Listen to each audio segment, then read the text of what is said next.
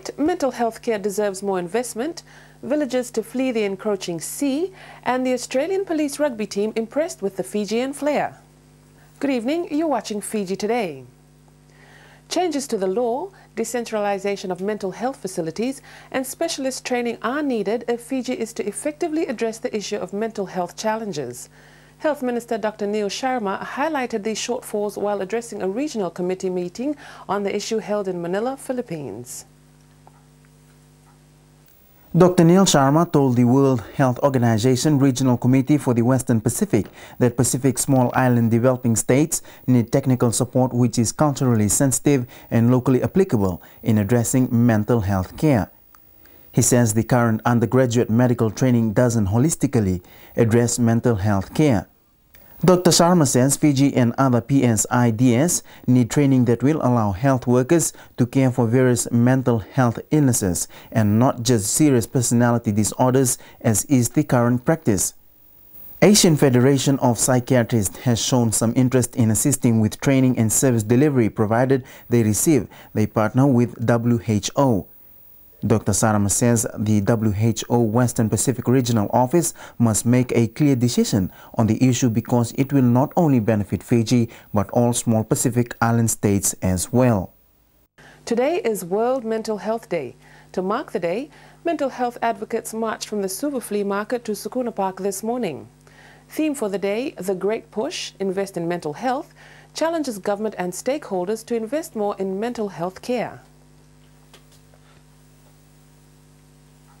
Officials of St. Giles Hospital, the Fiji Alliance for Mental Health and all those that advocate for mental health issues gathered at Sukuna Park. The message was clear: more investments need to be made for mental health care, especially as more cases of depression and suicide are now being witnessed. Investments are needed in areas of training, proper facilities, basically because financial and human resource allocated for mental health care is inadequate. At the college, we're very keen on supporting any community projects that are related to improving mental health. Like, for example, the new project that St. Giles has started in the community rehabilitation project, working with young people. We're very keen to support that because if we can help some young people who've had some challenges at this stage in their life to get back on their feet, it'll make a huge difference. So, in summary, mental health's a common problem. We need to invest more in mental health services, but we've got to do it together. The lack of investment is not just a Fiji problem, and maybe what are needed are laws that specifically look at the issue of mental health care. This is about taking care of our minds, not just when we're very sick and when we have mental illness, but preventing mental illness as well. And I think our message really is to make it a national priority. Seriously, to make it a national priority. Yeah? Yes, we have decentralized services. We need to put mental health into our curriculums. We need to have mental health in our working organizations. And we need to understand mental health really. And mental health is also, means when you promote mental health, you're also preventing suicide as well. St. Giles Hospital Medical Superintendent Dr. Sis Narayan says government has begun decentralizing mental health care services by opening up stress management wards in Lautoka, Lambasa and Colonial War Memorial Hospital. He added as far as invest in mental health is concerned, Fiji must start looking into the mental health of the younger generation.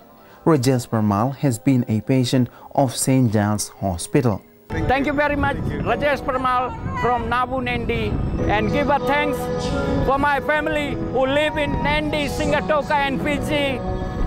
Raju is a winner, winner, winner. My God bless you. Goodbye. Namaste Nisamode. Thank you. Wunindongaloa village in the Kondrovit will be the first to be fully relocated. A survey in August this year found the sea had washed away the beach and is flowing into the village, especially during high tide. The Ministries of Provincial Development and Housing and Environment are working together in mapping out plans for relocation. Wunindongaloa village now sits at the edge of the sea.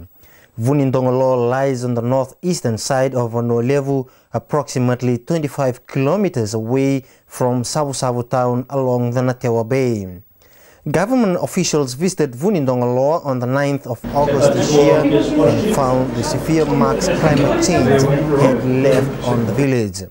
The sea even tore into the sea wall, which provided a final vestige of protection for the villagers. Villagers have no choice but to relocate. The major threat facing Wunindongla today is the intrusion of seawater into their homes.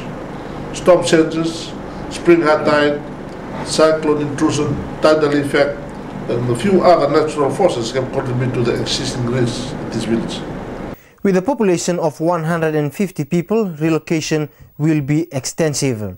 The need to relocate Wunindongla was never more emphasized as when Cyclone Thomas hit the Northern Division on January 2010.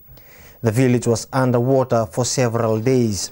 The Ministry of Housing and Environment will contribute $150,000 to assist with the relocation.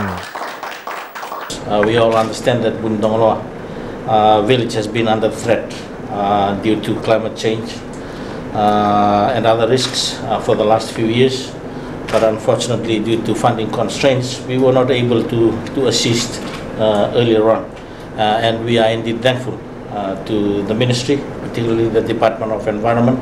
Join us again after the break.